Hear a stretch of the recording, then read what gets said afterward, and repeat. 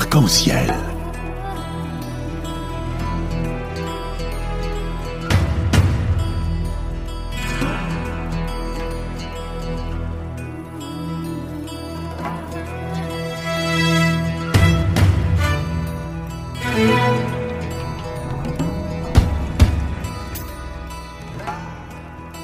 Arc-en-ciel, chaque dimanche, actualité, culture, économie, société et animation festive.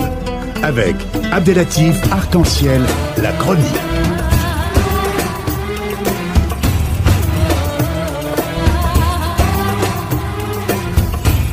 Arc-en-ciel info.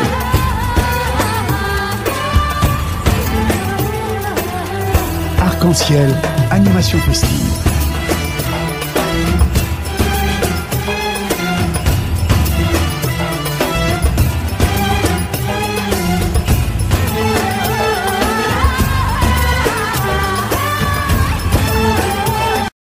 Mesdames et messieurs, comme ça a été annoncé, nous sommes heureux d'être en lien avec M. Sadr Slam, l'historien de l'islam contemporain. Bonjour.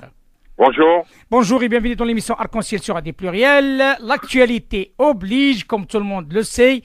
Il y a beaucoup de mouvements sur le plan écrit, sur le plan communiqué. Ça bouillonne, j'ose dire. La thématique de ce jour, les grandes mosquées et la crise de CFCM. Et pourquoi vous parlez d'une crise de CFCM dans un premier temps? La crise du CFCM, c'est depuis que le ministère et le ministre a eu le courage de refuser ce qu'il a appelé leur réformette. Alors, eux, ils ont fait croire à une révolution, changement de statut, mais en fait, c'est une nouvelle combinaison pour avoir un nouveau bureau coopté, etc. Mais c'était les mêmes procédés qu'avant, de plus ou moins secrets, mais en déconnexion totale avec la communauté des fidèles. Mmh. Et d'habitude, le ministère est assez indulgent, voire passif. Cette fois-ci, il y a eu une réaction qui prend acte donc des insuffisances de ces propositions. Mmh. Et la fermeté des déclarations du ministre laisse entendre qu'il a pris acte aussi de l'échec de toute l'opération CFCM. Et c'est la raison pour laquelle, enfin, j'interprète, il se peut que je me trompe, parce qu'on n'a pas... Moi, je fais pas partie des gens qui appellent le Bureau central des cultes ou quelque officine pour aller se faire passer pour un grand savant à la télévision, mais j'interprète de loin, selon les signes.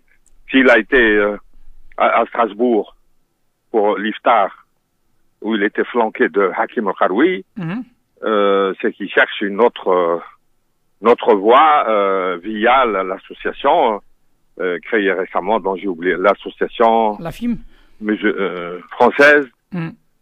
C'est la FIM. La FIM, d'accord. Pourquoi pas? C'est des jeunes, parce que là, on n'a que des gens qui sont dans les circuits depuis 30-40 ans. Hein? Et mais l'échec du CFCM, c'est un non-événement pour la communauté des fidèles qui n'est mise au courant de rien du tout depuis le début. Bon, ils viennent pour les iftars, pour le ramadan, les voitures officielles, avec un cordon qui empêche les fidèles de s'approcher des officiels. Alors, à une exception près, c'est Jean-Marc Ayrault, qui était Premier ministre et qui est venu pour l'Aïd el-Kébir à la Grande Mosquée.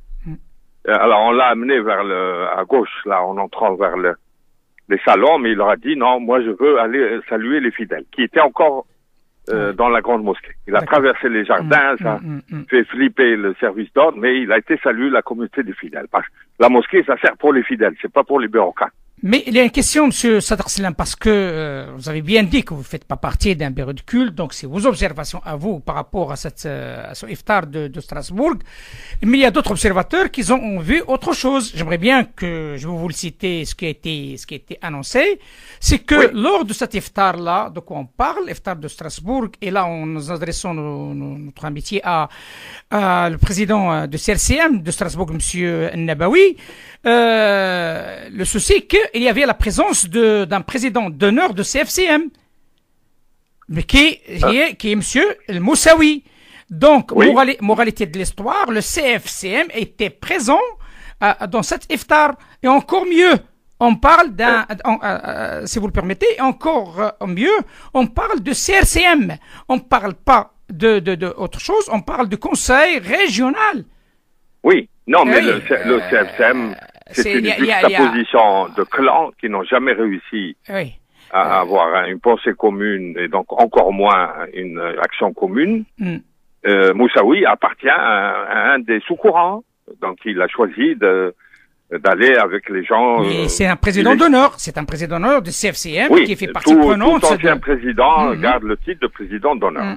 Oui. Oui. Et là, alors, c'est des titres ronflants qui ne correspondent à rien du tout. Oui.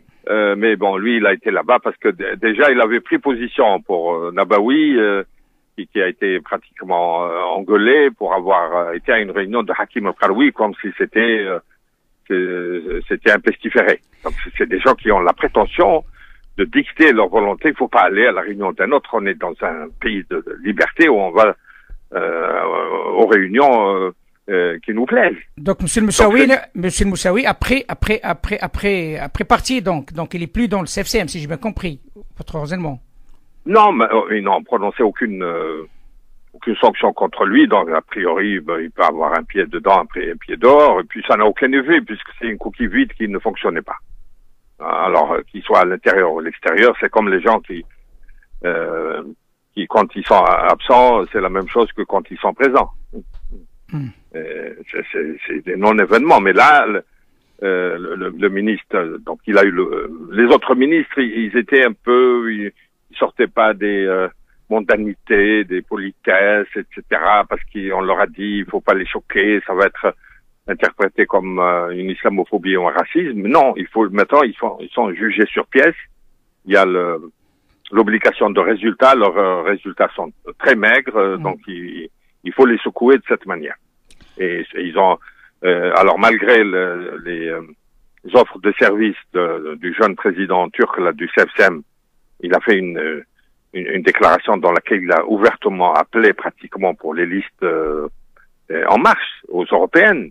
Il offre, mais malgré ça, c'est le mérite du ministre d'avoir refusé, parce que c'est contraire à la laïcité, d'appeler à voter dans une élection politique quand on se réclame d'une religion. Il y a la séparation des politiques et des religieux qui transgressent uniquement pour complaire et pour rester l'interlocuteur privilégié. Ils s'en tiennent à la réunion du mois de janvier à l'Institut du monde arabe, qui a fait illusion quand le même ministre leur a dit nos interlocuteurs, c'est vous. Et alors là, ils se sentaient des ailes, ils se sont mis à convoquer les uns et les autres. Ne faites rien sans nous consulter, c'est nous les mettre à bord, etc. Qu'est-ce que c'est que ça? La religion ne sert pas à exercer le pouvoir. La religion, c'est la fraternité, c'est la consultation. Monsieur Salam, qu'on soit clair, Monsieur le ministre de l'Intérieur, il n'a pas dit grand-chose. Il a dit comme quoi, je suis venu visiter un laboratoire en termes de réussite sur la gestion locale de l'islam et notamment Strasbourg avec la spécificité de l'Alsace-Lorraine. Donc il faut mettre un petit peu, comment dirais-je, les choses à leur place. On n'est pas là. Il y a d'autres laboratoires qui ont bien fait beaucoup de choses pour l'islam de France, notamment là où je suis, le cas de M. Gassi et le travail qui a été fait par le Rhône. Donc, il y a des pépinières, j'ose dire, en termes de gestion de l'islam sur le plan régional, qui peut être encouragé par-ci, par-là, et ça montre quelque part que l'État a opté pour une décentralisation. On oublie tout ce qui est centralisé auprès des grandes mosquées qu'ils ont, ces derniers jours, comme tout le monde le sait, ils ont fait parler d'eux. Sur beaucoup de problèmes. Le ministre a déploré ce qu'il appelait la frilosité du CFCM. Ça a été ressenti comme un désaveu. Et il a déploré aussi l'insuffisance de leur réformette. Parce que depuis le temps, ils ont prévu, donc la charte du halal, on l'a jamais eu, la charte des imams, on attend toujours. Et ils ont claironné le changement de statut comme étant une véritable révolution, mais qui a été qualifié de réformette par le ministre. Donc ils ont senti ça comme un désaveu. D'ailleurs, ils ont reporté pour une date indéterminée les élections prévues pour le mois de juin. Exact. Oui. Exact. Ou dans une grande mosquée, on est descendu à 2 ou 3 échelons plus bas que l'échelon le plus élevé pour demander à quelqu'un d'accepter d'être président du CFCM. C'est-à-dire, on est en train de faire baisser le niveau. On a demandé à quelqu'un qui n'est pas capable d'exercer cette fonction. Et donc là, c'est reporté. Mais Gassi, il a un projet de rénovation de la mosquée qui lui coûte 2 millions d'euros. Rien que dans sa mosquée de Villeurbanne, il a collecté 2 millions d'euros. Et il faut bien préciser, c'est grâce aux fidèles. Il n'y a il n'y a pas de financement étranger. Aucun. Ça c'est très important à le signaler. La 27e nuit, il a collecté 160 000 euros et ça a fait pâlir de jalousie les grandes mosquées de la région. Qui n'ont pas des sommes aussi, des montants aussi élevés parce qu'ils n'ont plus la confiance des fidèles. Et la raison, c'est qu'ils ont choisi les financements des pétromonarchies. Et Gassi fait partie des enquêtes des imams égyptiens détachés dans la région pour le Ramadan, mais qui ont une mission spéciale, c'est de fliquer tout ce qui est supposé être frères musulmans. Et Gassi, les mouchards le dénoncent comme frère musulman uniquement parce qu'il va au Bourget. Mais il n'est pas frère musulman. Il a construit la mosquée tout seul. Il est prof à l'université. Il gagne sa vie. C'est pas un permanent de l'islam. Il est instruit. Il attire les intellectuels, les chercheurs, les enseignants de toute la région depuis de Rhône-Alpes. Et c'est le seul qui a la possibilité d'avoir un institut, mais avec la matière grise locale. Bien sûr. On ne va pas importer des Émirats ou d'Al-Azhar qui détachent des flics déguisés en imams. Mais le souci, M. Sadr Selam, c'est que simplement nous vivons, vous l'avez vu vous-même, tout le monde l'a vu, donc il y a ça avec un grand nombre d'articles à droite à gauche, avec cette affaire, je vais l'appeler affaire, parce que simplement, à ce jour, on attend toujours une explication définitive par rapport à ce qui s'est passé au niveau de la mosquée d'Ivry et l'arrivée de M. Nouaimi à cette mosquée et le communiqué de M. Khalil Mroun qui a démenti tout ce qui a été dit, mais ça continue à bouillir, à faire la une des journaux, et notamment maintenant, il y a les Égyptiens qui sont mis sur la scène. Est-ce que c'est volontaire ou pas? On comprend plus rien. Est-ce que cette histoire de la mosquée d'Ivry et cette histoire de notre ami, que tout le monde le sait, l'ancien agent, Monsieur Bouchari Mohamed, ça va continuer à Non, et là, c'est quand on voit les choses de près, ils bombent le torse, ils menacent, etc. Mais en fait, ils sont aux abois, parce que d'habitude, ils ont l'impunité totale assurée, parce qu'ils disait, comme un des organisateurs laïcs de l'islam au ministère de l'Intérieur, quand je lui dis vous avez fait erreur, il m'a dit c'est pas très grave puisqu'il n'y a pas d'opinion musulmane pour réagir. Ça c'est M. Bouchari. Non, c'est quelqu'un qui a essayé d'organiser l'islam avec lui, mais côté administration. D'accord. Je lui dis il y a une administration, une opinion musulmane, mais elle est intimidée par les gens qui se croient déjà légitimes uniquement parce qu'ils sont reçus au ministère de l'Intérieur, ils se mettent à intimider, on va vous mettre sur la liste des salafistes, des antisémites, on va vous dénoncer auprès du CRIF, etc. Bon. Mais maintenant, ils sont étonnés qu'il y ait une opinion musulmane dont les réactions débouchent sur un grand article d'un site très regardé, surtout en Algérie. On a une partie des gens qui sont à la prison de Blida, dont on nous a dit que avant de prendre le petit déjeuner, ils ouvraient Monde d'Afrique pour voir ce qui a été révélé. Eh ben. Et ces bureaucrates de la foi ont peur que ça devienne leur bête noire pour l'islam en France. Et c'est quoi la raison? Et parce qu'ils ont des choses à casser et des choses à se reprocher. Quelqu'un qui a la conscience tranquille, pourquoi il a peur? Les mosquées devraient être des maisons de verre, sans aucune opacité. Or, eux, c'est l'opacité financière. Et d'ailleurs, le frère, là, le recteur de la mosquée de Lyon, là, à qui j'ai répondu très directement, mais sans l'offenser la semaine dernière, Et dans sa communication avec Monde Afrique, et il a dit cette phrase définitive qui doit être publiée partout. L'argent, on va le chercher là où il se trouve. Donc, priorité à l'argent. C'est la finalité, c'est l'argent. L'argent, est-ce qu'on va faire fonctionner un institut uniquement avec des murs et avec de l'argent, sans matière grise? La matière grise, c'est des hommes, des intellectuels, des enseignants qui méritent le respect et qui ne sont pas allés ici pour obéir à des islamo-affairistes restés incultes depuis 30-40 ans. Et nous avons suffi, pour ne pas revenir là-dessus, j'ai dit la semaine dernière comment ces recteurs de grandes mosquées incapables de diriger la prière n'ont pas encore compris les contenus des prêches du vendredi, des imams qu'ils terrorisent par ailleurs, mais ils n'écoutent aucun des versets. Il y a des gens qui ont appris une partie du Coran uniquement en écoutant attentivement les khutbahs. Or, ces types-là, ils ignorent inna ba'da dhanni ithm wa la tajassasu wa la tahassasu ya ayyuhalladhina amanu inna kathiran min al-ahbari wal-ruhban la ya'kuluna amwal an-nas bil-batil.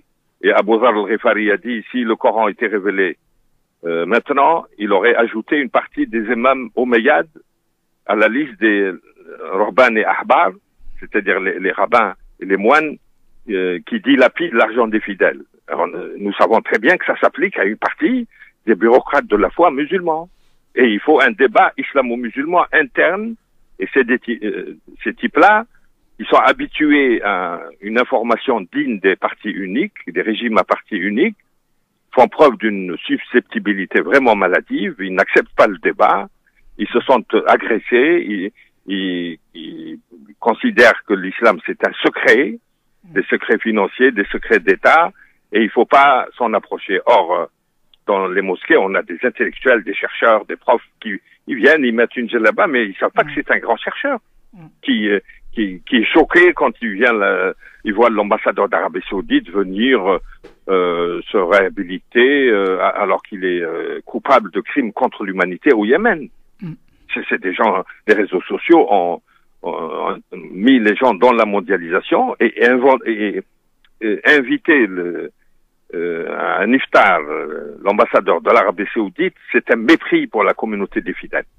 La preuve, c'est que Ogras, qui n'est pas mieux, mais il a compris que l'ambassadeur d'Arabie Saoudite ne pouvait pas cohabiter avec celui de la Turquie. Cette année, il les a pas invités. Tous les deux. Il a invité celui de Turquie parce que les deux pays sont en guerre psychologique, en guerre froide. Mais monsieur Sassar, il y a quelque chose qui est encore plus grave que ça, parce que vous êtes en train d'évoquer des situations un petit peu dramatiques, mais encore mieux. Là, on est sur un autre niveau, c'est que tout simplement l'Assemblée nationale a assisté à une présence aux côtés de Marine Le Pen de le dénommé Abdelrahim Ali. Oui.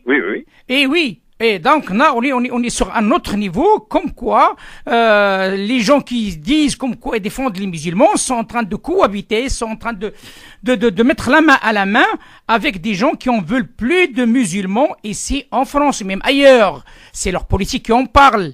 Alors la question qui se pose, est-ce que cette technique, cette tactique, cette manière de faire de ces gens-là, et notamment ceux qui les gèrent, ceux qui les financent, ceux qui les soutiennent, tout le monde le sait lesquels, comment ça se fait qu'ils attaquent la France et attaquent le projet d'intégration de la République française, soutenu actuellement par le président de la République, M. Emmanuel Macron? Ça crée un sérieux problème pour les autorités laïques. C'est que ces types-là vont jusqu'à financer les campagnes électorales de l'ex-Front National, Rassemblement National, baptisé récemment. Bon, contre les listes de la majorité présidentielle. Mais dans le même temps, moi j'étais étonné, peut-être que je suis sous-informé, mais le ministre de l'Intérieur a dit l'islam en France, c'est les frères musulmans. Donc c'est une manière de rentrer dans ce jeu des Émirats qui cherchent à diaboliser tout ce qui est frères musulmans, ou supposait-elle, parce que quand on commence le mouchardage, vous avez une grande mosquée à Paris qui a fait des rapports de délation mensongère contre des pratiquants éloignés de la politique, soupçonnés d'être frères musulmans. Mais comme l'extrême droite a promis aux Émiratis, cette coalition Sisi, Arabie Saoudite, Émirats, de criminaliser par des textes votés au Parlement européen les frères musulmans, c'est eux qui ont eu leur préférence. Mais il est étonnant qu'un ministre qui appartient à la majorité actuelle aille dans le même sens. Alors qu'il est pour la promotion d'un islam de France, il est le mieux placé. Tous ses collaborateurs lui disent l'islam en France n'est pas manipulable, c'est pas des gens qu'on peut acheter par l'argent. Il y a une élite qui réfléchit, qui suit l'actualité et qui ne se laisse pas manipuler par le premier venu de ces charlatans-là. Donc, à mon avis, la majorité actuelle, quand même, elle est attachée à ses intérêts électoraux. Il y a les élections municipales l'an prochain. Et moi, j'ai pas de conseil à lui donner. Ils sont suffisamment grands, mais il faut qu'il fasse attention à un financement qui utilise ces slogans-là des frères musulmans, islam politique, comme prétexte pour financer à nouveau l'extrême droite qui va encore gagner des mairies l'an prochain. Et là, il y a une contradiction au moins apparente entre les raisons diplomatiques qui incitent la France à avoir des relations, c'est pas une alliance, c'est pas un soutien ouvert à cette coalition qui pose problème entre l'Arabie Saoudite, le Sisi et les Émirats, et l'islam en France, qu'ils veulent indépendants. Donc, à mon avis, les autorités laïques sont tout à fait dans leur droit de protéger la communauté contre ces tentatives de mainmise de gens qui n'ont qu'une seule légitimité, celle de l'argent. Ce sont des bédouins incultes qui n'ont aucune leçon à donner. Au contraire, ils doivent s'instruire auprès des jeunes fils d'immigrés qui ont travaillé et qui ont progressé dans le cadre de la méritocratie républicaine. C'est pas avec l'argent qu'on va les acheter. On peut acheter des mercenaires comme le voyou sympathique dont nous avons parlé la dernière fois, qui a été prendre leur nationalité, d'autres recteurs là qui courent derrière l'argent et qui ne sont jamais satisfaits. Voilà, yamla'u batna bil adama illa turab, dit le hadith du prophète. Bien sûr. C'est les gens qana'atun min Allah kanzun la yafna. Donc les gens il y en aura toujours, mais ils seront toujours désavoués de plus en plus par la communauté dans le cadre d'un débat islamo-musulman. C'est des gens qui dialoguent avec le CRIF, ils dialoguent avec l'Église catholique, avec les protestants, avec Israël, des émirs qui disent ouvertement de préférer dialoguer avec Israël qu'avec d'autres pays musulmans, et on veut interdire un débat islamo-musulman entre les musulmans de France et leurs soi-disant représentants. Le premier débat, c'est celui-là.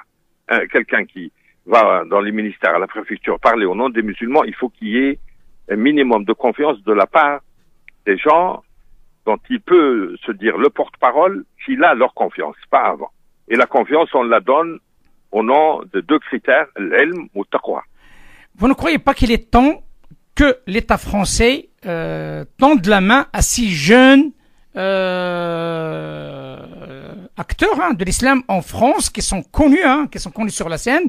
On s'arrête un petit peu avec ces personnes qui maintenant sont âgées, et vous le savez comment ça se passe, quand on prend l'âge, ça devient un peu difficile pour se plier. Pourquoi pas le cas de Gassi, le cas de Hakim Karoui, le cas de, comment il s'appelle, j'ai oublié le nom là, le statisticien qui est célèbre, Marwan Mohammadi, et d'autres, Abdelkrim aussi. Oui, ça c'est les plus médiatisés. Il y en a d'autres. Pourquoi pas? Moi, je m'en tiens au hadith du prophète. نحن قوم يوقر صغيرهم كبيرهم ويشفق كبيرهم على صغيرهم. On va pas dire vous êtes des vieilles lunes, il faut laisser place aux jeunes. Non, moi je juge un recteur de grande mosquée selon ce qu'il fait et non pas selon son âge. On peut avoir 80 ans et être jeune d'esprit. Est-ce que vous en avez des cas qui ont réussi dans leur mission dans ce sens? Réussite totale, non, j'en vois pas. Sinon. Voilà, donc oui. Vous êtes en train de confirmer ce qui a été dit. Non, l'échec le plus patent, c'est que malgré les bonnes volontés, là, Meroun, il m'a dit j'ai un centre culturel, il me l'a fait visiter, le bâtiment est très beau, mais il fonctionne pas. Parce que Meroun ne peut pas être recteur de grande mosquée et diriger un centre culturel. Mais il n'y a pas que Meroun, il y en a d'autres. On a le frère Coptan, qui est un très beau bâtiment. Il y a la mosquée de Saint-Étienne. Voilà.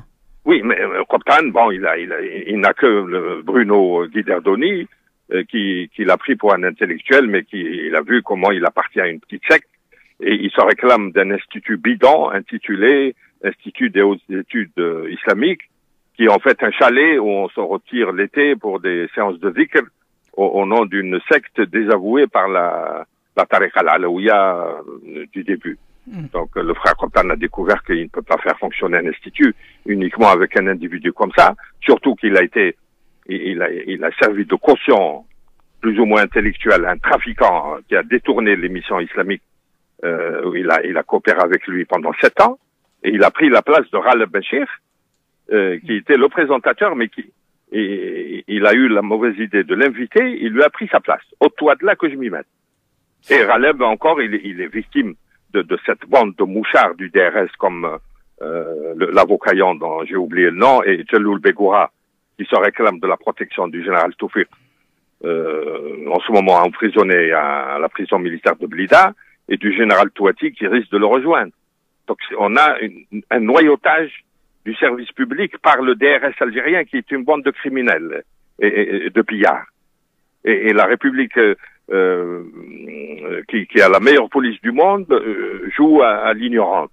À mon avis, il faut nettoyer les écuries du royaume, à commencer par la petite émission de France 2, qui se venge contre Aleb en lui reprochant une seule chose, d'être un intellectuel. Et moi, je suis pas d'accord avec tout ce qu'il dit, mais si on lui reproche uniquement sa qualité d'intellectuel, mon réflexe c'est d'être solidaire avec lui. On met à sa place une agrégée d'anglais télégénique, mais qui n'a pas sa culture islamique. Et là, à mon avis, il faut s'occuper de ces deux protégés de l'ex-DRS algérien qui font la pluie et le beau temps à l'émission islamique. Et ces recteurs-là qui vont chercher de l'argent dans les Émirats, etc., et ils se prononcent pas. Ils disent c'est pas mon affaire. Et par ailleurs, il prétend être l'interlocuteur unique et privilégié de l'État laïque. Ça colle pas. Il faut s'occuper des affaires des musulmans. Et les missions islamiques, elle aura été donnée par Mitterrand via Jacques Berck, mais on la laisse détourner par des mouchards du DRS. C'est pas normal, ça. Et même un recteur comme Coptan, moi j'ai tendance à lui reposer la question comme le dimanche dernier, pourquoi il ne se prononce pas sur cette mainmise du DRS algérien? Il accepte, il sait très bien que les Émiratis sont douteux, que les Séoudiens sont contestables, que les Égyptiens envoient des imams flics, mais il proteste pas contre la mainmise du DRS qui transforme en lieu de mouchardage quand il fait même pas sur l'émission islamique. C'est pas normal. S'il veut que les gens soient solidaires avec lui, moi je soutiens son projet d'institut. Je lui souhaite de réussir à mettre en confiance une élite musulmane qui est compétente, mais il faudra qu'il s'occupe le hadith du prophète est très clair. Celui qui ne s'occupe pas des affaires des musulmans n'en fait pas partie, ne peut pas prétendre en faire partie. Laïsa minna. Bon. Écoutez, Monsieur Sadr Salem, à suivre, hein, donc parce que voilà, et on se donne rendez-vous la semaine prochaine. Très bien, d'accord. À très bientôt. À très bientôt. Au revoir, monsieur. Au revoir. Arc-en-ciel.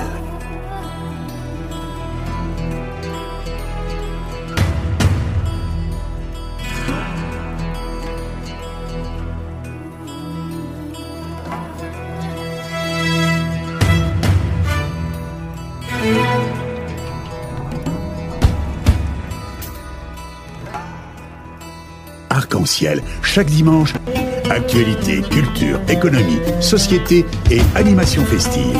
Avec Abdelatif Arc-en-ciel, la chronique.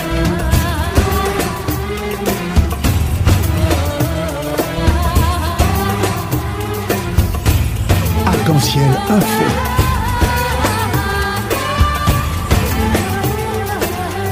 Arc-en-ciel, animation festive.